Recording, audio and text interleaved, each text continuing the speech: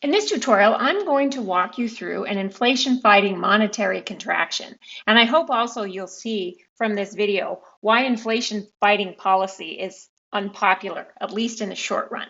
So in the long run, inflation rate is determined by the difference between the long-run growth rate of the money supply and the long-run growth rate in real GDP. And a central bank can essentially target or pick the long-run inflation rate by choosing the money growth rate. Now, suppose we find ourselves in a situation where the inflation rate is too high and we want to reduce the inflation rate. In the long run, our answer comes from this. In the long run, we need to reduce the growth rate of money.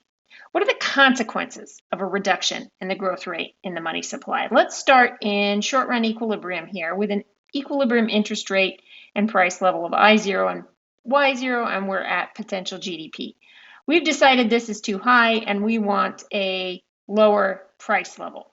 We engineer a monetary contraction using tools to do so, and the short run result is an increase in the interest rate. If the interest rate increases, then there's an inverse relationship between investment and the interest rate. We get a decline in aggregate demand.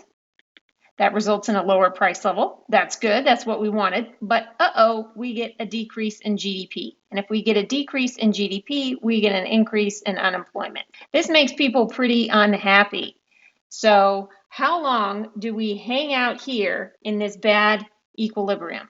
Well, we're going to hang out here in this bad short-run equilibrium as long as it takes for households and firms to accept lower input prices and wages, and our short-run aggregate supply curve will shift to the right. The cost of production will fall to be consistent with this lower level of prices, and it's the supply side that brings us back. The economy eventually returns to potential with an even lower price level. So a contraction in the money supply leads to a short-run increase in the nominal interest rate, decrease in aggregate demand, real GDP and price level fall, and like I said before, a rise in unemployment.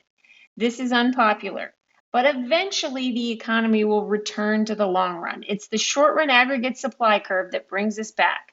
Lower input prices, lower wages, real GDP returns to potential, price level falls, and eventually that nominal interest rate decreases such that the real interest rate returns to that long-run level.